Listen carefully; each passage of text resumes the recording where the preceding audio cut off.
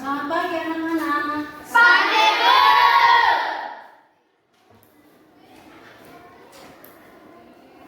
Nah, anak-anak sekalian, kita akan memulai dengan pelajaran kita pada hari ini. Sebelum itu, Ibu meminta salah seorang peserta didik maju ke depan dan memimpin doa. Silakan salah seorang. Nah,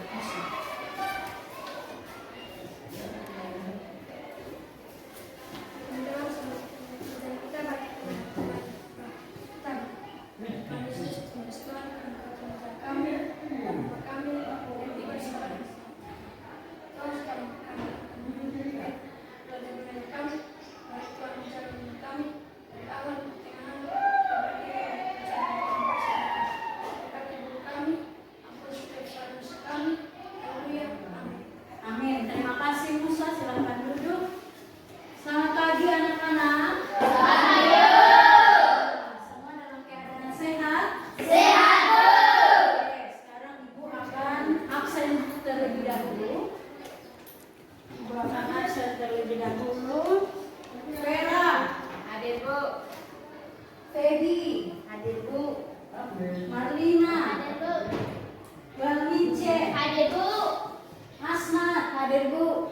Bintang, Hadir, Bu. Yohanes, Bu. Meci, Hadir, Bu. Jilo, Hadir, Bu. Musa. Hadir, Bu. Oke, baik. Bagus, semua hari ini hadir. Nah, anak-anak sekalian, Ibu mau tanya dulu. Minggu yang lalu kita belajar tentang apa? Komitmen para negara Berbicara tentang komitmen para pendiri negara. Komitmen apa saja yang ditunjukkan oleh para pendiri negara pada waktu itu?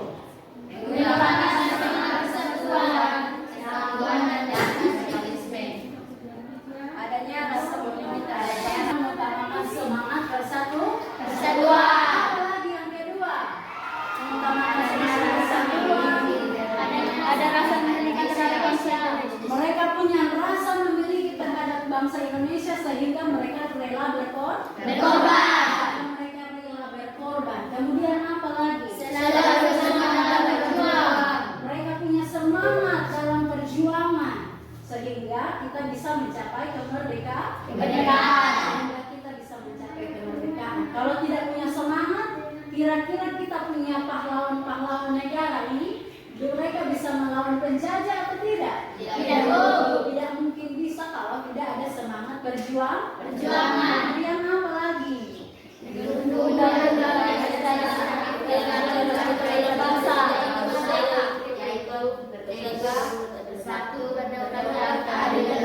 Nah, kemudian apa lagi? Itu saja kok.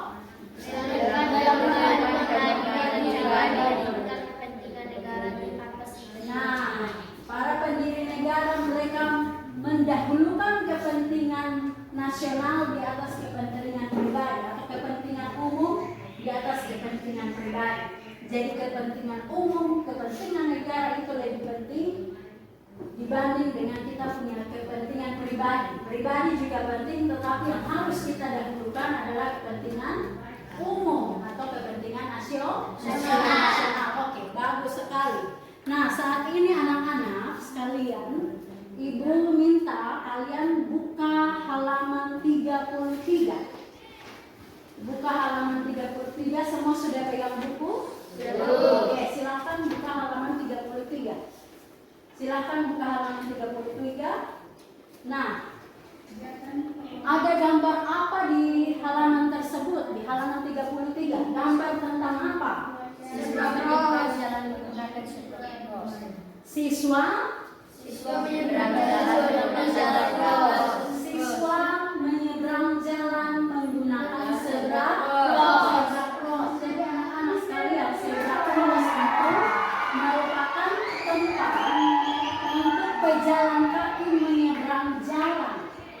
Untuk pejalan kaki menyeberang jalan. Berarti yang kalian lihat itu berkaitan dengan tata tertib berlalu lintas. Tata tertib berlalu lintas. Jadi anak sekolah mau atau pejalan kaki siapapun yang mau menyeberangi jalan harus melewati yang namanya namanya zebra cross. zebra cross. Nah itu berarti dia mengikuti Peraturan. peraturan lalu lintas yang berlaku. Nah baik anak-anak sekalian, semua sudah paham dengan apa yang Ibu sampaikan? Oke, jadi kalian lihat di situ. Selain itu ada apa lagi yang tergambar di dalam gambar tersebut? Gambar halaman 33. Ada apa lagi gambar? Tentang apa lagi? Mereka menyeberang dengan siapa itu? Dengan polisi lalu lintas. Polisi lalu lintas artinya polisi lalu lintas tersebut dia menjalankan tugasnya, tugas dan tanggung jawabnya untuk mengatur.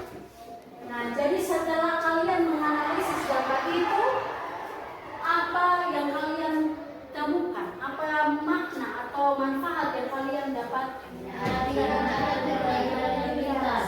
Nah, berarti pelajaran yang kalian dapatkan berarti harus apa? Menaati peraturan lalu lintas. Kalau mau seberang jalan lewat apa? Zebra cross, atau biasanya selain zebra cross ada yang tahu dia punya nama apa? Apa namanya? Jembatan penyeberangan. Oke bagus, tepuk tangan dulu. Nah baik, anak-anak sudah paham? Anak-anak sekalian, nah jadi dengan kalian menganalisis gambar, ada makna bagi anak-anak sekalian bahwa dimanapun kalian berada di jalan raya atau di mana saja ada aturan yang berlaku yang harus kalian taati, yang harus kita semua taati. Mau di jalan raya, mau di sekolah, mau di rumah, di mana saja tempatnya pasti ada aturan yang berlaku di situ. Betul atau tidak? Di rumah ada aturan atau tidak? Siapa yang dia punya rumah tidak ada aturan? Tidak ada yang angkat tangan, artinya semua rumah punya aturan. Walaupun itu dengan bapak dan mama yang melahirkan kalian juga tetap ada aturan di dalam rumah. Kemudian kita akan belajar hari ini. Ibu akan menampilkan indikator pencapaian kompetensi di dalam pembelajaran tentang norma dan keadilan. Nah, Ibu minta salah seorang siswa untuk membacakannya. Yang bagian 2 di bagian atas saja. Ayo silahkan. Yang membaca silahkan Yohanes. Adalah pengertian dan macam-macam norma, menganalisis macam-macam norma dalam kehidupan masyarakat, berbangsa dan bernegara. Nah, oke anak-anak. Jadi indikator pencapaian kompetensi, kalau anak-anak lihat ini yang di bagian atas, ini adalah indikator pengetahuan. Indikator pengetahuan, kemudian yang di bagian bawah ini adalah indikator keterampilan.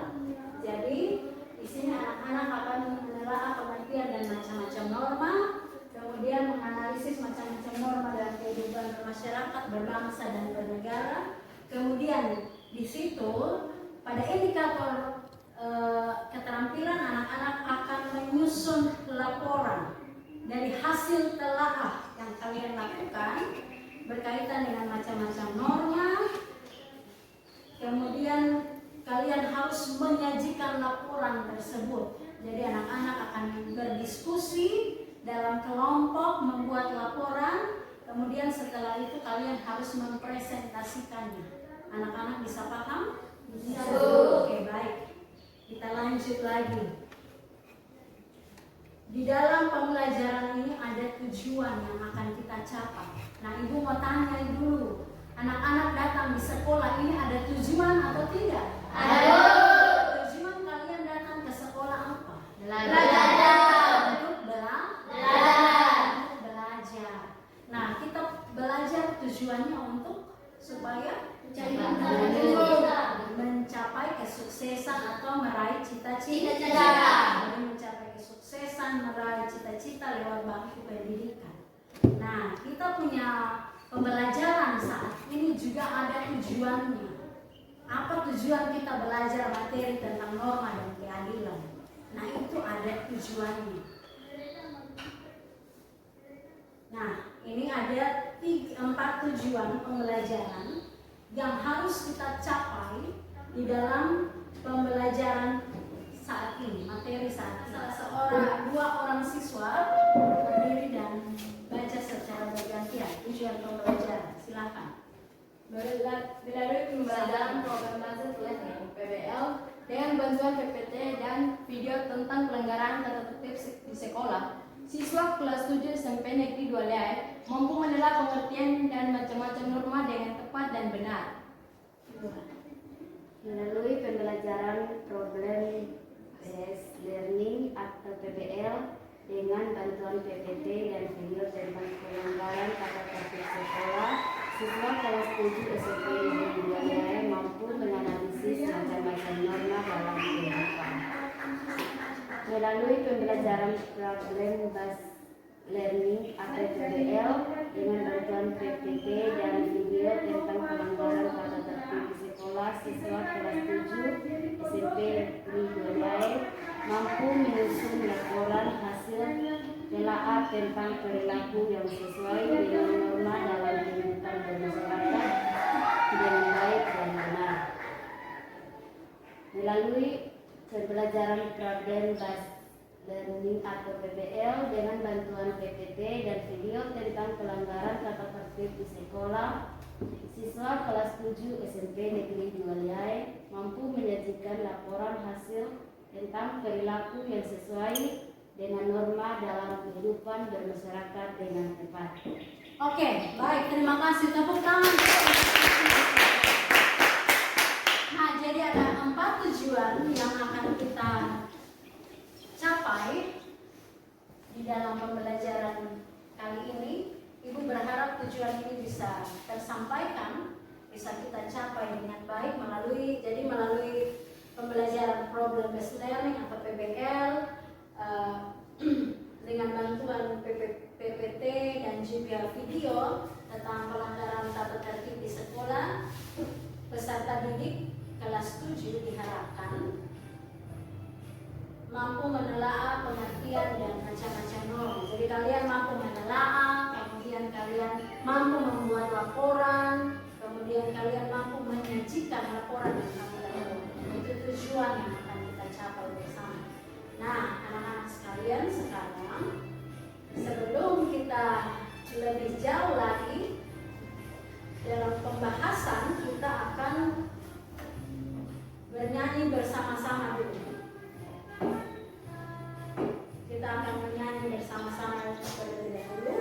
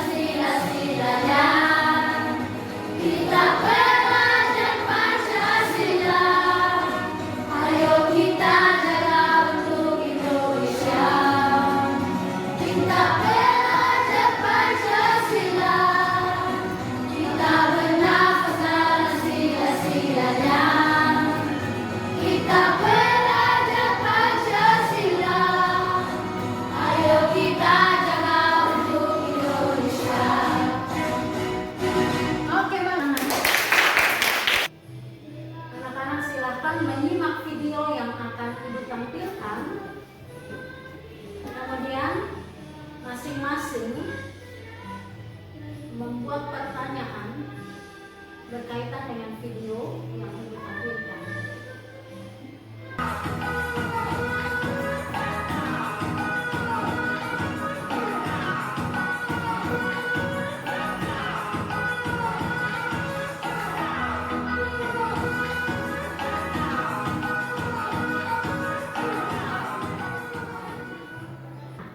Berdasarkan video yang telah anak-anak tonton tadi, adakah pertanyaan yang kalian buat berdasarkan video tersebut? Oke, siapa yang mau bertanya? Silakan. Yang mau bertanya, ayo. Kalau tidak bertanya, ibu yang bertanya. Oke, Feby, silakan. Mengapa peserta didik melakukan pelanggaran di sekolah? Oke, baik.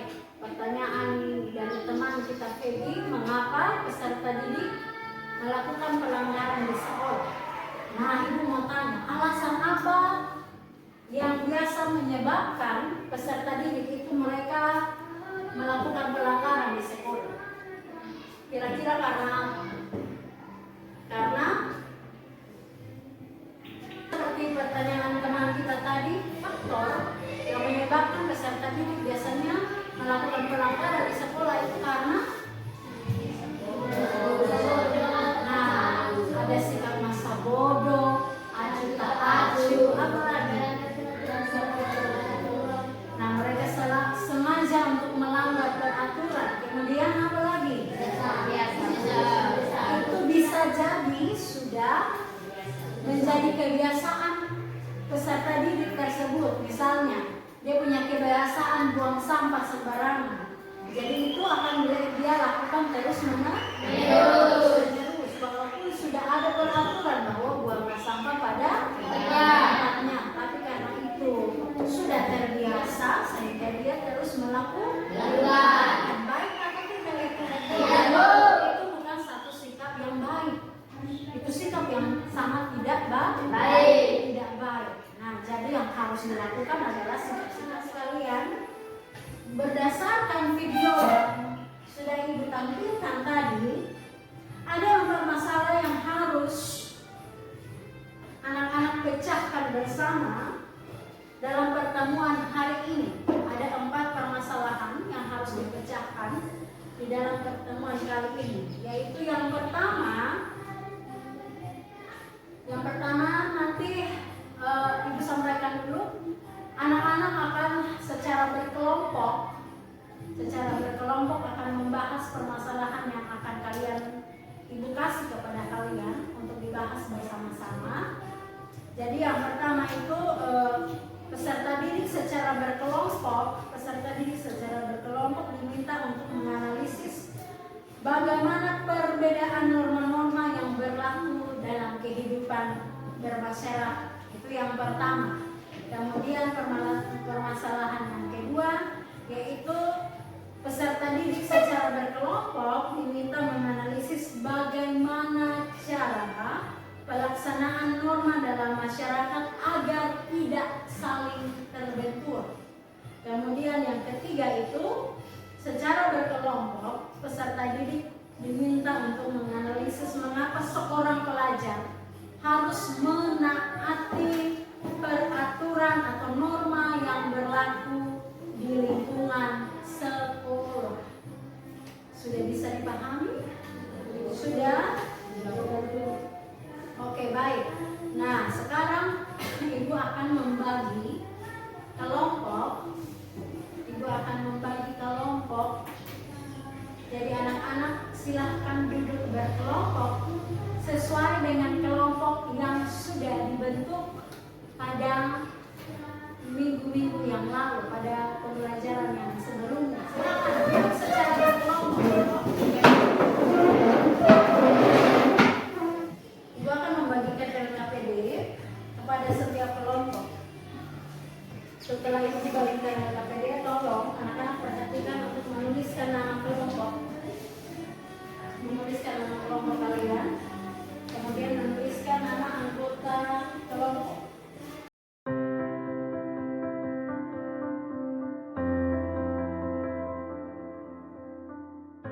Kemudian kalian akan di dalam LKPD itu dituliskan laporan hasil diskusi kalian berkaitan dengan masalah yang kalian pecahkan. Jadi ini bahan ajar anak-anak sambil mengerjakan, bisa dilihat juga materi bahan ajar ini untuk membantu pengerjaan LKPD yang kalian dapat. Ya, silakan. Nah, anak-anak sekalian, jadi ibu memberikan waktu kepada kalian untuk berdiskusi pemecahan masalah. Itu waktunya 20 menit. Siap? Siap. Oke, mulai dari sekarang, silakan.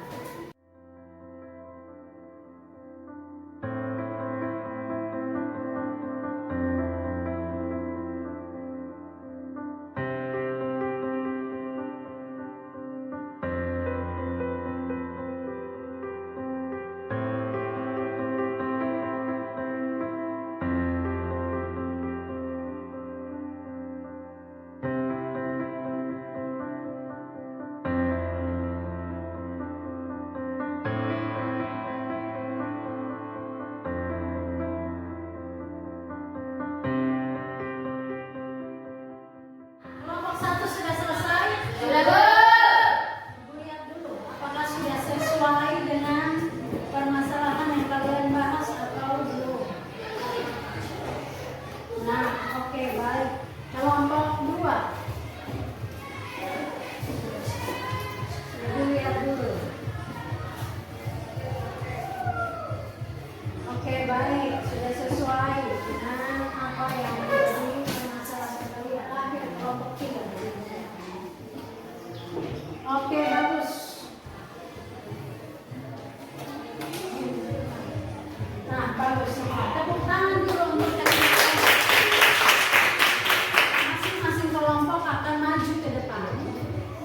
Masing-masing kelompok akan maju ke depan untuk mempresentasikan hasil diskusi kelompok, pemecahan masalah sesuai dengan masalah-masalah yang kalian dapatkan tiap-tiap kelompok. Oleh karena itu, ibu memberikan waktu dan kesempatan kepada kelompok 1 maju, kemudian silakan mempresentasikan. Ketika kelompok 1 mempresentasikan hasil diskusi kelompoknya, kelompok 2 dan kelompok 3 silakan menyimak lalu membuat pertanyaan berdasarkan pemaparan hasil diskusi kelompok dari kelompok 1. Bisa dilakukan? Bisa, Bu. Siap? Siap, Bu. Silakan kelompok 1 maju ke depan. Hai teman-teman. Hai. Kami dari kelompok 1 akan membacakan hasil diskusi kami. Pertanyaan, bagaimana perbedaan norma-norma yang berlaku dalam masyarakat? Jawaban, ada 4 norma yang berlaku dalam masyarakat, yaitu norma kesusilaan, norma kesopanan, norma agama, dan norma hukum. Norma hukum. Norma hukum adalah peraturan mengenai tingkah laku manusia dalam pergaulan masyarakat dan dibuat oleh badan-badan resmi negara serta bersifat memaksa. Perintah dan larangan dalam norma harus ditaati oleh masyarakat. Sanksi dihukum pidana sesuai dengan ketentuan undang-undang yang berlaku. Contoh, membunuh atau membunuh. Kami dari kelompok 2 ingin bertanya, norma susila bersumber dari kelompok 2 ingin bertanya, ada 2 pertanyaan yang akan kami lakukan. Yang pertama, norma kesusilaan bersumber dari. Yang kedua, sebutkan contoh lain dari norma kesusilaan. Nomor 1, apa sifat dari norma hukum?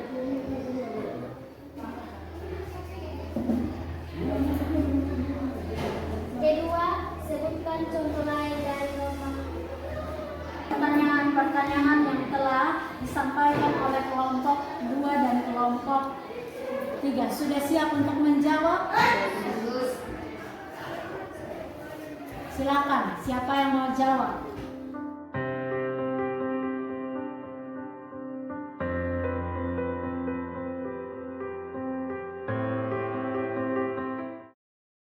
Dari kami presentasi kami kelompok 1 untuk perhatiannya kami ucapkan terima kasih. Oke, bagus. Terima kasih.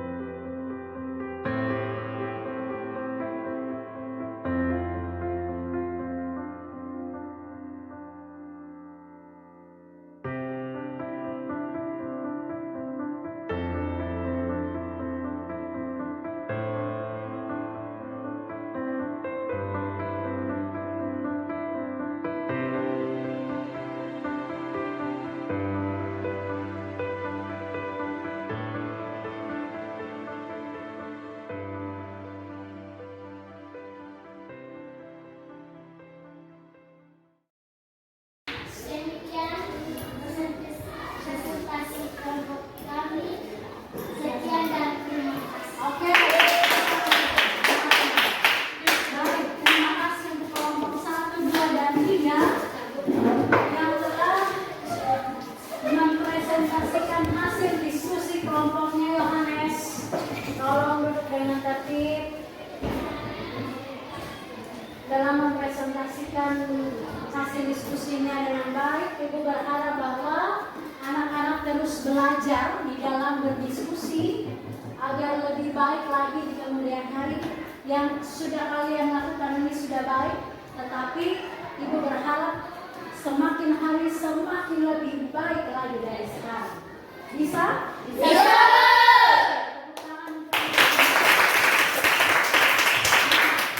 Anak-anak sekalian, dari presentasi yang kalian lakukan kelompok 1, 2, dan 3, kesimpulan apa yang bisa diambil? Kelompok 1, kesimpulan apa yang bisa diambil dari materi atau permasalahan yang kalian bahas pada diskusi yang kalian lakukan tadi? Dari materi hari ini kami mendapat kesimpulan yaitu dalam lingkungan masyarakat ada 4 norma yang berlaku, yaitu 1. Norma kesusilaan, 2. Norma kesopanan, 3. Norma agama, 4. Norma hukum. Oke, bagus. Tepuk tangan dulu. Jadi kesimpulan bahwa di dalam kehidupan masyarakat ada berlaku 4 norma, yaitu norma kesusilaan, kesopanan, agama, dan juga norma hukum yang berlaku. Kemudian kelompok 2, apa kesimpulannya? Dari materi hari ini kami mendapatkan kesimpulan contoh pelanggaran hukum dan atas norma-norma. Yang pertama, norma hukum. Pelanggaran membunuh, mencuri, memfitnah, dan melakukan narkoba. Yang kedua, norma kesopanan. Melepas baju, tidak menghargai orang lain, buang sampah sembarangan. Yang ketiga, norma agama. Mengganggu agama lain saat beribadah, menganggap agamanya lebih penting dari agama lain. Yang keempat, norma kesusilaan. Menghina orang lain, membuli orang lain, bersaksi dusta tentang orang lain. Oke, baik. Terima kasih. Tepuk tangan dulu.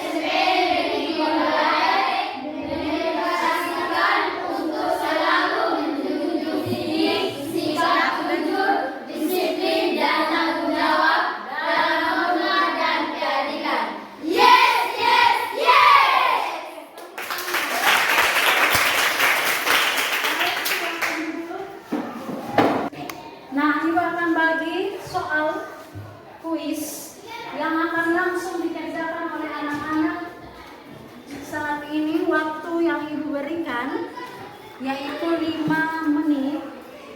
Waktu yang Ibu berikan 5 menit. Yang sudah dapat lembaran kuis tolong untuk menuliskan nama, kelas, dan tanggal identitasnya. Ayo, silakan. 5 menit dimulai dari sekarang.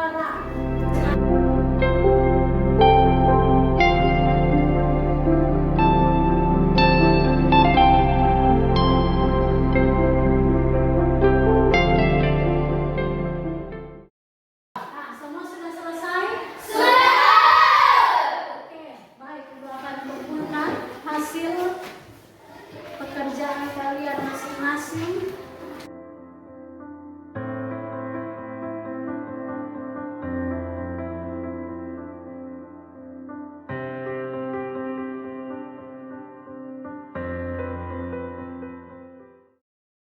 Silakan ditulis poin penting.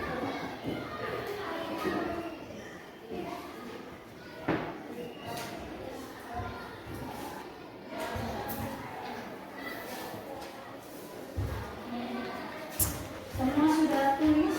Sudah, Bu. Sudah ditulis?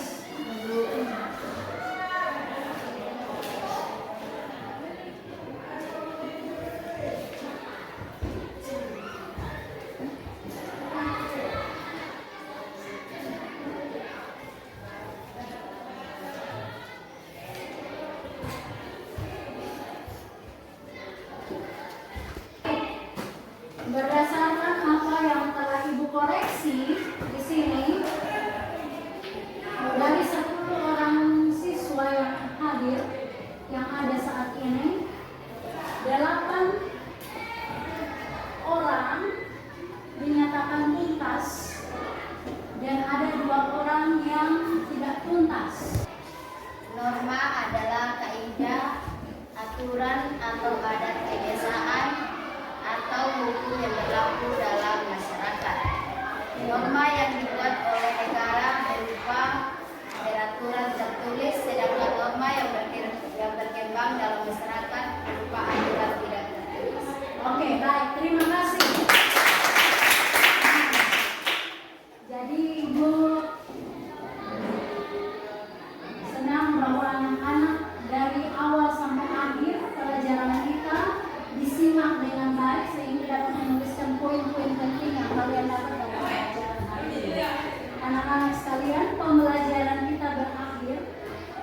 Sampai di sini Ibu berharap bahwa apa yang dipelajari hari ini berkaitan dengan norma-norma kehidupan dalam masyarakat itu dapat kalian terapkan dalam kehidupan kalian sehari-hari, baik itu dalam lingkungan keluarga, lingkungan sekolah, lingkungan masyarakat, dan juga di dalam kehidupan berbangsa dan bernegara.